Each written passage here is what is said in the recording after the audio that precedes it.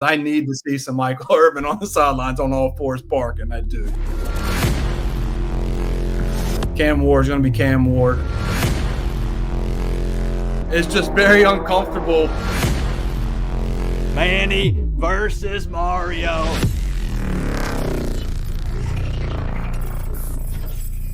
I might need you to ship me that so I can put a Duke shirt over him.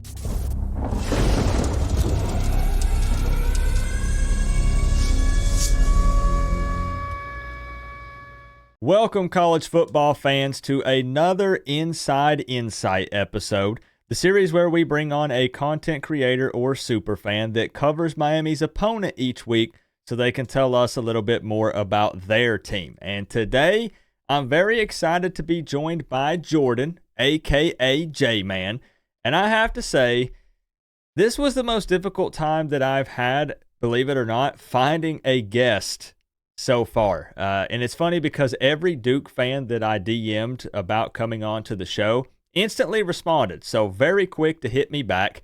But they all said the same thing. You're wanting to talk about basketball, right? So yeah, Jordan was ready and willing to come into enemy territory here and talk a little Duke versus Miami. So Jordan, if you don't mind, if you could take a moment here, tell the viewers a bit about yourself and where they can follow you. Yeah, no, I appreciate you having me on. It is very funny about the basketball stuff. But yeah, I'm a host of the Big J and Little J show.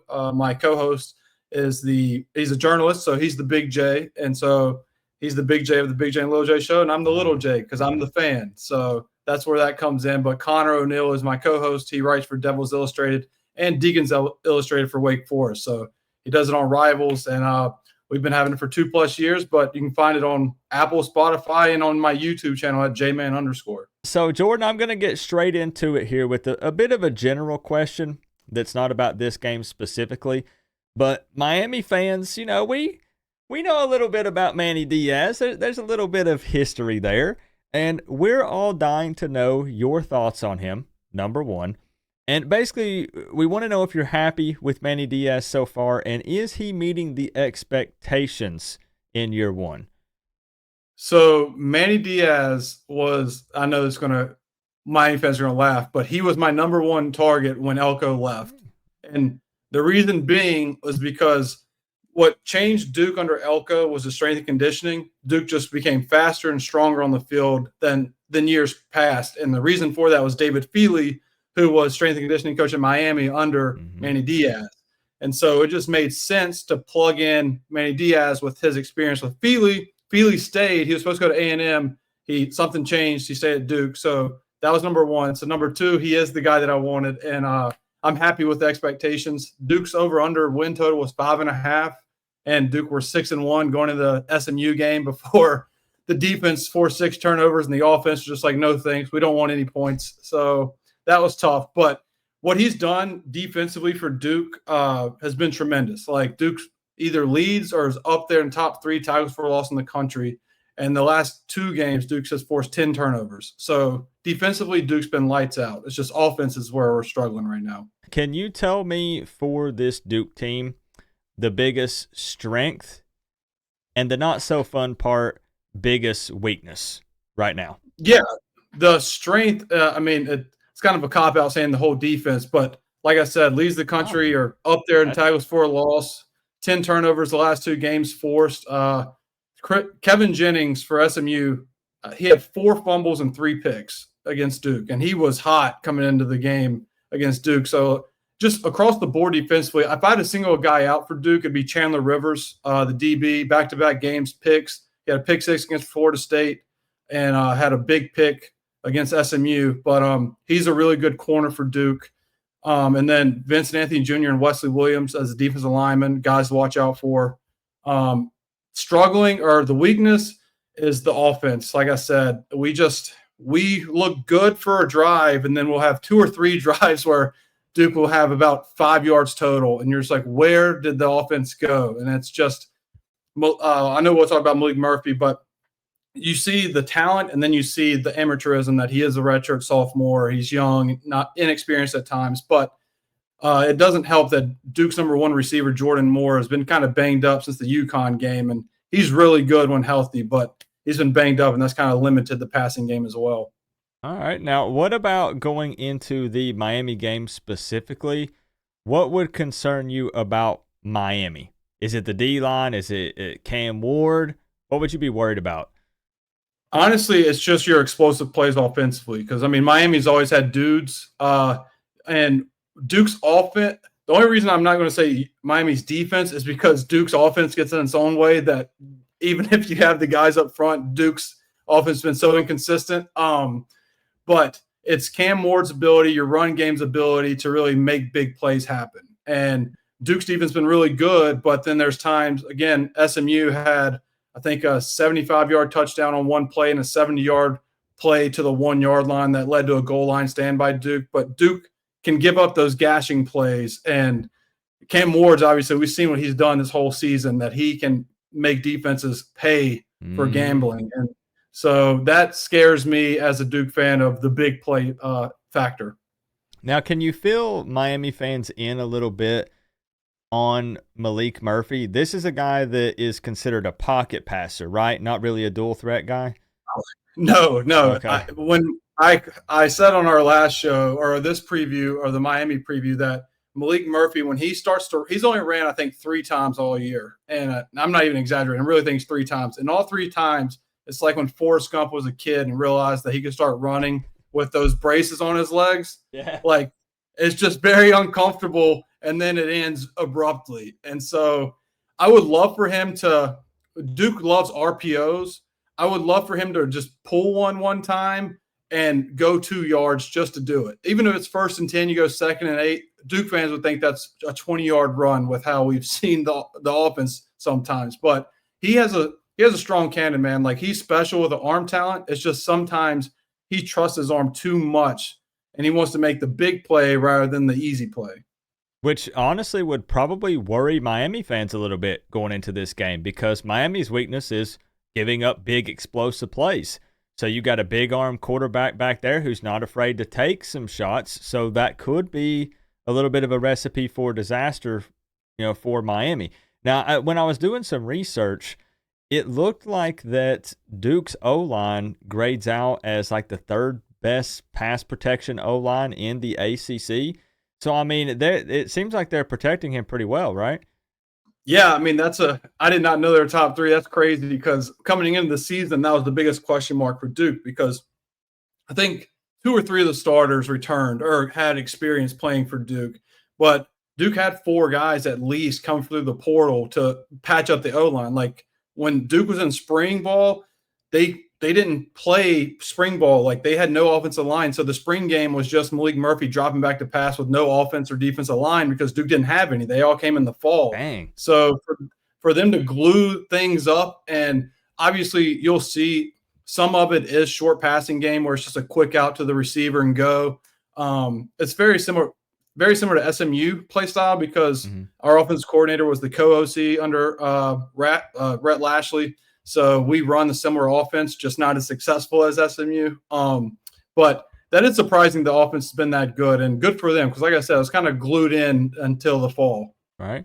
So now there are several players you've mentioned that you're pretty high on, but I need you to lock in an impact player, just one, on each side of the ball that you expect Miami fans to hear their names called a lot on Saturday afternoon. Okay, so offensively, if Jordan Moore's healthy, you'll hear Jordan Moore's name. If he's not healthy, Duke's going to have to be able to run the ball, and that's Star Thomas. And Star Thomas single-handedly won the game against UNC. Duke was down 20-0 at half, or 17-0 at half, down 20-0, won 21-20 because Star Thomas in the receiving game and the run game. And then defensively, I would go back to Chandler Rivers. Like, if Duke wants to stop the explosive plays, it's got to be DB1 has to at least have some sort of island that he can manage. And he is really good. And I'm not saying that as a Duke, like just as a Duke guy. Like, he was highly touted out of high school, and he's been a 3-year starter at Duke since his true freshman season. And you can see it. If you had to pick a major key for Duke to win this game, what would you say? It's got to maintain some sort of time of possession offensively. Okay. because if Duke wants to win, the defense has to have some sort of rest. Like Duke lost to Georgia Tech, his first loss of the season. Duke was winning going in the fourth quarter. They outscored 14-0 in the fourth because the defense was gassed because they were doing everything they could for 3 quarters. Time possession was flipped in the fourth. They got tired, and then you saw it kind of SMU. Duke would force turnover, 0 points. Second play in overtime, SMU gets a 25-yard run because the defense was gassed. So if Duke wants to win this game, they got to maintain some sort of offensive identity to not even win time of possession, but make it like 23-17 or something like that, Miami. Mm-hmm.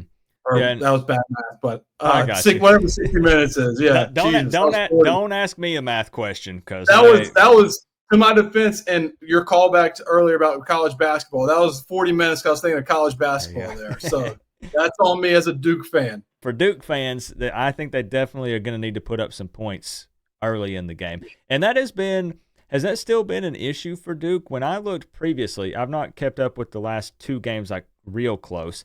It seems like they start slow in the first quarter, like minus maybe the Florida State game. Is that still been the case?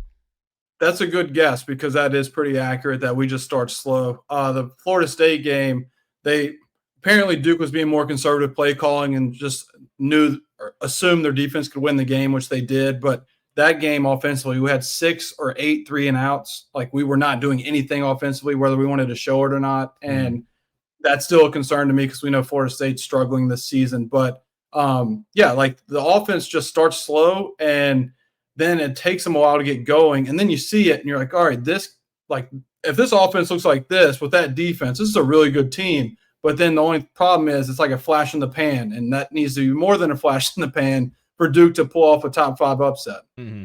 Yeah, now one thing that we both have in common is Florida State held Cam Ward to his lowest amount of passing yards so far this season, and I believe it's the same for Malik Murphy. He had, 70 passing yards against Florida State? So we both kind of feel the pain of going up against that Florida State team and getting the win, but, man, they locked down the receivers and put our quarterbacks in a tough position.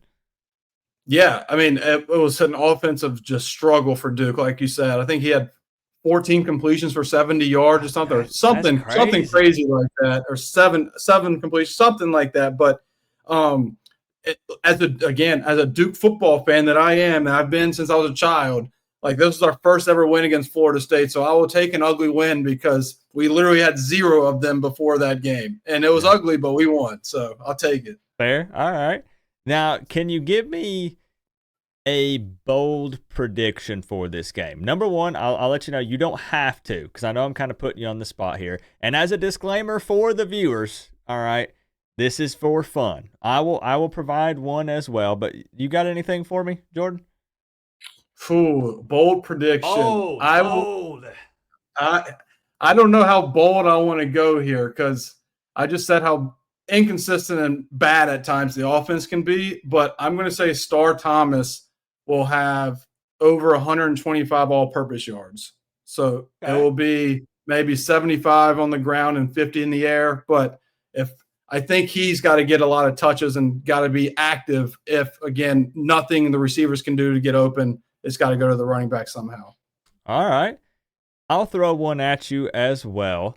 I'm going to say Duke forces 0 turnovers in this game. And obviously that's a theme for you guys with your defense. I think the only exceptions this season for you guys were Georgia Tech and maybe that first game against Elon, I think was the name of them.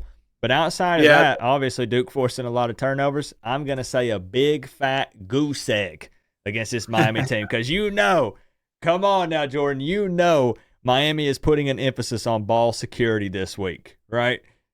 Yes. Yeah, they are putting an emphasis because of what Duke does. But I do think what favors Duke some is Cam Ward has a live arm that he and Malik Murphy have the same thing where they think they can fit it in a tight window because Cam's been so talented that I'm hoping because he might throw one, but if Duke doesn't pick it, and they should have, that is a backbreaker. Like I know DBs aren't supposed to catch a lot of interceptions, but when you're the underdog, you got to make a tough play if you want to win the game. But I do like that prediction, though, because I do agree with you that the coach's emphasis will be do not turn the ball over against this team. Mm-hmm. Now, we've kind of cruised through this. This has been pretty smooth here so far. So I think we'll go ahead and transition over to final predictions for this game. Now, I don't pressure my guests too much. You don't have to give numbers if you don't want to, but you can give a pick, or you can do pick and numbers. And I'll break the ice here. I've got Miami winning 37-17, and I'm a pretty objective guy, believe it or not. People always laugh because they're like, "Come on, Coop! Like, you got all this Miami Hurricane stuff everywhere. You're a big fan." But when I do the preview videos, I have predicted Miami losses in the past. It's not popular amongst the fans, but that's just how I set fandom to the side when doing the predictions. So this is a 20-point win for the Canes, which is actually not covering the spread, which is currently at 21.5. But it's going to be interesting to see, because I did notice as well, SMU was averaging almost 40 points per game going up against you guys. And Duke held SMU to 28, and that's including overtime. So we'll see, if Miami can come out firing. A lot of people are wanting to see if maybe Miami bounces back after the Florida State game, which was, that's a 22-point win, but Miami was forced to run the ball quite a bit. They didn't have the big plays through the air, and that still, I think, is a vulnerable spot for Duke as well. They've not defended against the run very well. I think Miami can lean into that again, so it might be a little bit lower scoring. A lot of people are going to want Miami to have 40, 50 plus in this one. It's an emotional game with Manny Diaz back at Hard Rock. Manny versus Mario. So they want to see them run it up, And I think when you go to give your prediction, I also want to know, everyone keeps asking Manny Diaz about the Miami thing and all this, and they keep throwing it in his face and bringing it up in the interviews. And he says, "Hey, I've moved on." But do you think that emotions still got to be high going into this game, right? No matter what he says. Yeah. I mean, it's not even. I agree wholeheartedly. Like, it's not even the fact that he's returning to a place that he used to be the head coach at. Like, his family was Miami. Like, literally. Mm-hmm. Like, it's not like it's just Miami University of Miami. I'm about to get canceled by Miami fans about to say Miami University of Miami. It is Miami. Like, that is the whole city is the Diaz. And so he can say, he can say that, but deep down and within that locker room, I assume it's like, hey, we got to win this for coach, because when Duke won 2 years ago in Hard Rock, it was a get-back game for David Feely and Jess Simpson, who was our D-line coach at the time, because they were on Manny's staff. So I'm sure there's going to be some sort of motivation there. And I've joked about, the guys playing hard for coach, because everybody always says that, but every player plays hard. I think what the difference will be this week, though, is the attention to detail the whole week. I think Duke's going to be more locked in, hopefully, because at the end of the day, that was a very emotional loss Duke had against SMU. I mean, they should have never happened. And the last time Duke had an emotional loss like this was the lateral game against Miami in 2015. Duke was 6-1, just like SMU. Like, going in the SMU game, Duke dropped to 6-2 against Miami. Duke then lost 3 in a row after that. In the following game after the Miami game, Duke lost by 35 to UNC. So can Duke emotionally recover from an emotional loss and play up to Miami, or are they still reeling because they should have won the game, but they didn't, and there goes the season? That's where I'm worried about Duke, to where I can see your score being like Miami fans want 40 and 50. Maybe you get that because Duke is just emotionally unavailable. Yeah, 37-17. I will go 31-21 Miami. I think Duke keeps it within the number 20, and I think Duke's defense will keep them in it as long as they can. But at the end of the day, Cam Ward is going to be Cam Ward, and Duke's will show spurts of offense, but I think one of those, if not two of those touchdowns Duke has, will be because of short field for some sort of reason, or trickeration play. Manny Diaz, the creator of the turnover chain at Miami. Does Duke have a turnover prompt with all these turnovers and stuff you guys have going on, or no? No, I think he learned his lesson from Miami. Is just like no more gimmicks. And so Duke doesn't have anything. And I'll give Manny credit for that. It's like, he tried it and it didn't work out. It was cool. That's pretty sick. I might need you to ship me that so I can put a Duke shirt over him. But that is pretty sick.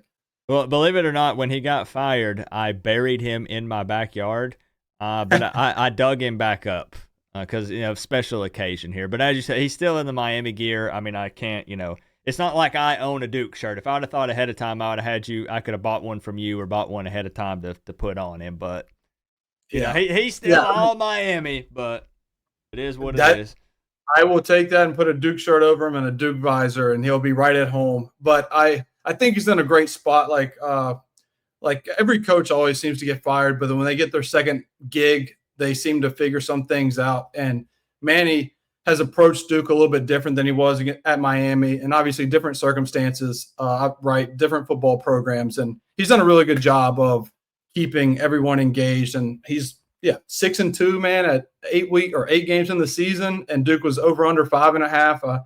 I'm more than pleased with what Manny's done and his staff has done at Duke so far. I can't wait to see Michael Irvin just, doing a line on the sidelines and being as a dog. Yeah, he's gonna be on all fours. Come on, get him. If he does that against Duke, then that means Duke has made it somewhat as a football program. And we have Michael Irvin on all fours barking at our team. I cannot believe he actually doesn't wash that shirt. I think I saw an interview where they talked to him, and it had like pit stains, and there was some kind of yellow stuff on the side, and he was like, "Heck no, I'm not washing this."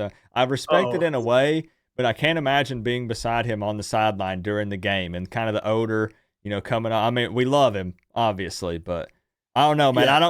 I'm not a superstitious guy. I think you should wash the shirt. That's just my opinion.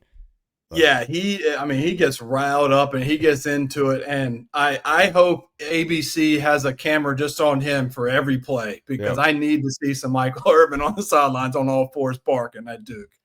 All right. So, Jordan, Miami fans, we have something that we can do that's known all around the world. Does Duke have any sort of saying or hand gesture or anything that you guys do?